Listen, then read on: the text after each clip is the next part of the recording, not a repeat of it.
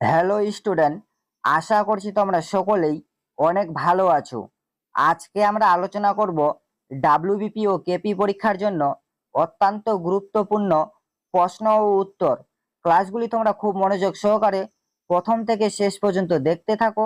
আশা করছি তোমরা কমন পেয়ে যাবে। আজকে আমাদের প্রথম প্রশ্ন রয়েছে, ভারতের প্রথম জাতীয় উদ্যান কোনটি? এর সঠিক উত্তর হয়ে যাবে ভারতের প্রথম জাতীয় উদ্যান হচ্ছে এখানে জিম করবেট জাতীয় উদ্যান। তারপরে চলে যাব পরবর্তী নাম্বার কোশ্চেনে। পরবর্তী আমাদের দ্বিতীয় নাম্বার কোশ্চেন রয়েছে, প্রথম ভারতীয় মহিলা জাতীয় কংগ্রেসের সভাপতি কে ছিলেন? এর সঠিক উত্তর হয়ে যাবে প্রথম ভারতীয় মহিলা জাতীয় কংগ্রেসের সভাপতি ছিলেন এখানে অপশন এ অর্থাৎ সরোজিনী নাইডু। সরোজিনী নাইডু ছিলেন হচ্ছে প্রথম ভারতীয় মহিলা জাতীয় কংগ্রেসের সভাপতি। তার সঙ্গে তোমরা সালটাও অবশ্যই মনে রাখবে, 1925 সালে ছিলেন হচ্ছে সরোজিনী নাইডু ভারতের জাতীয় কংগ্রেসের মহিলা সভাপতি। তারপরে চলে যাব পরবর্তী নাম্বার কোশ্চেনে। পরবর্তী আমাদের তৃতীয় নাম্বার কোশ্চেন রয়েছে, নোবেল পুরস্কার প্রথম কবে শুরু হয়? এর সঠিক উত্তর হয়ে যাবে নোবেল পুরস্কার হচ্ছে এখানে অপশন এ অর্থাৎ 1901 সালে হচ্ছে শুরু হয়। তারপরে চলে যাব পরবর্তী নাম্বার কোশ্চেনে। পরবর্তী আমাদের 4 নাম্বার কোশ্চেন রয়েছে, ইন্দিরা গান্ধী স্টেডিয়াম কোন রাজ্যে অবস্থিত? এর সঠিক উত্তর হয়ে যাবে ইন্দিরা গান্ধী স্টেডিয়াম হচ্ছে অন্ধ্রপ্রদেশে অবস্থিত। এটা একটি অত্যন্ত ইম্পর্টেন্ট একটি কোশ্চেন রয়েছে, ইন্দিরা গান্ধী স্টেডিয়াম কোন রাজ্যে অবস্থিত? তারপরে চলে যাব পরবর্তী নাম্বার কোশ্চেনে। পরবর্তী আমাদের 5 নাম্বার কোশ্চেন রয়েছে, উবের কাপ কোন খেলার সাথে যুক্ত? উবের কাপ কোন খেলার সাথে যুক্ত? এর সঠিক উত্তর হয়ে যাবে উবের কাপ হচ্ছে এখানে ব্যাডমিন্টন খেলার সাথে যুক্ত। তারপরে চলে যাব পরবর্তী নাম্বার কোশ্চেনে।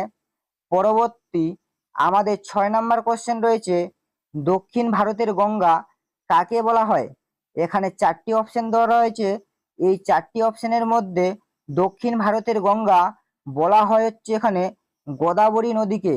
গোদাবরী নদীকে হচ্ছে দক্ষিণ ভারতের গঙ্গা বলা হয়। তারপরে চলে যাব পরবর্তী নাম্বার কোশ্চেনে। পরবর্তী আমাদের 7 নাম্বার কোশ্চেন রয়েছে, ভারত ছাড়ো আন্দোলন কবে হয়? এর সঠিক উত্তর হয়ে যাবে ভারত ছাড়ো আন্দোলন হচ্ছে এখানে অপশন ডি অর্থাৎ 8ই আগস্ট। 8ই আগস্ট হচ্ছে ভারত ছাড়ো আন্দোলন হয়। তারপরে চলে যাব পরবর্তী নাম্বার কোশ্চেনে। পরবর্তী আমাদের 8 নাম্বার কোশ্চেন রয়েছে, নিকোটিন কোথায় থেকে পাওয়া যায়? এর সঠিক উত্তর হয়ে যাবে নিকোটিন হচ্ছে তামাক গাছ থেকে পাওয়া যায়। তারপরে চলে যাব পরবর্তী নাম্বার কোশ্চেনে। পরবর্তী আমাদের 9 নাম্বার কোশ্চেন রয়েছে, পায়রার ফুসফুসে বায়ুথলির সংখ্যা কয়টি? এর সঠিক উত্তর হয়ে যাবে পায়রার ফুসফুসে হচ্ছে অপশন সি অর্থাৎ 9টি বায়ুথলি থাকে। তারপরে চলে যাব পরবর্তী নাম্বার কোশ্চেনে। পরবর্তী আমাদের 10 নাম্বার কোশ্চেন রয়েছে, দক্ষিণ ভারতের দীর্ঘতম নদী কাকে বলা হয়? এর সঠিক উত্তর হয়ে যাবে দক্ষিণ ভারতের দীর্ঘতম নদী বলা হয় হচ্ছে গোদাবরীকে। গোদাবরীকে হচ্ছে দক্ষিণ ভারতের দীর্ঘতম নদী বলা হয়। এটাও একটি অত্যন্ত ইম্পর্টেন্ট একটি কোশ্চেন রয়েছে, দক্ষিণ ভারতের দীর্ঘতম নদী কাকে বলা হয়? তারপরে চলে যাব পরবর্তী নাম্বার কোশ্চেনে। পরবর্তী আমাদের 11 নাম্বার কোশ্চেন রয়েছে, পশ্চিমবঙ্গের প্রধান ভাষা কি? এর সঠিক উত্তর হয়ে যাবে পশ্চিমবঙ্গের প্রধান ভাষা হচ্ছে এখানে অপশন এ অর্থাৎ বাঙালি। তারপরে চলে যাব পরবর্তী নাম্বার কোশ্চেনে। পরবর্তী আমাদের 12 নাম্বার কোশ্চেন রয়েছে, গম উৎপাদনে কোন রাজ্য প্রথম? এই 4টি অপশনের মধ্যে গম উৎপাদনে মহারাষ্ট্র রাজ্য প্রথম, গুজরাট রাজ্য প্রথম, উত্তরপ্রদেশ রাজ্য প্রথম বা মধ্যপ্রদেশ রাজ্য প্রথম? এর সঠিক উত্তর হয়ে যাবে গম উৎপাদনে প্রথম রাজ্য হচ্ছে এখানে অপশন সি অর্থাৎ উত্তরপ্রদেশ। উত্তরপ্রদেশ হচ্ছে এখানে গম উৎপাদনে প্রথম রাজ্য। তারপরে চলে যাব পরবর্তী নাম্বার কোশ্চেনে। পরবর্তী আমাদের 13 নম্বর কোশ্চেন রয়েছে, সাঁওতাল বিদ্রোহ কত সালে হয়? এর সঠিক উত্তর হয়ে যাবে সাঁওতাল বিদ্রোহ হচ্ছে এখানে 1855 সালে হয়। তার সঙ্গে তোমরা মনে রাখবে সাঁওতাল বিদ্রোহের প্রধান দুজন নেতা ছিলেন হচ্ছে সিধু ও কানু। তারপরে চলে যাব পরবর্তী নাম্বার কোশ্চেনে। পরবর্তী আমাদের 14 নম্বর কোশ্চেন রয়েছে, ভারতের কফি গবেষণাগার কোন রাজ্যে রয়েছে? এর সঠিক উত্তর হয়ে যাবে ভারতের কফি গবেষণাগার রয়েছে হচ্ছে কর্ণাটক রাজ্যে। তারপরে চলে যাব পরবর্তী নাম্বার কোশ্চেনে। পরবর্তী আমাদের 15 নম্বর কোশ্চেন রয়েছে, পাইরিয়া কোথায় হয়?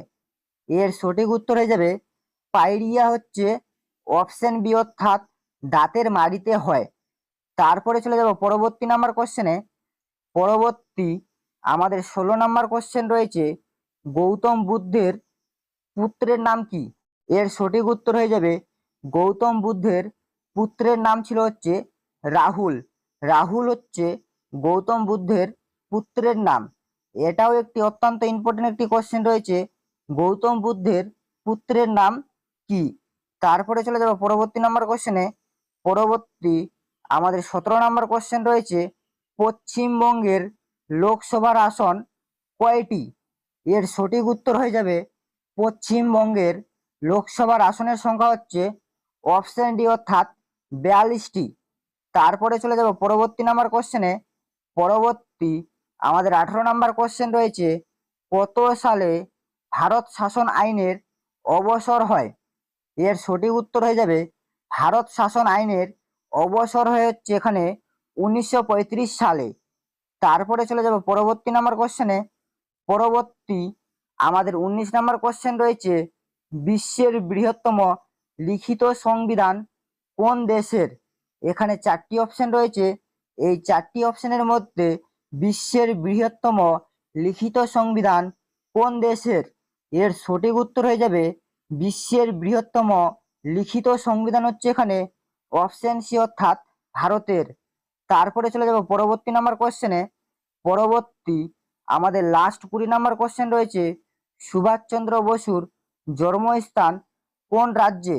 এর সঠিক উত্তর হয়ে যাবে সুভাষচন্দ্র বসুর জন্মস্থান হচ্ছে অপশন এ অর্থাৎ পশ্চিমবঙ্গে। পশ্চিমবঙ্গে হচ্ছে সুভাষচন্দ্র বসুর জন্মস্থান। এই ছিল আজকের আপডেট। যদি তোমাদের ভিডিওটি ভালো লেগে থাকে তাহলে অবশ্যই লাইক, কমেন্ট এবং শেয়ার করে দিবেন।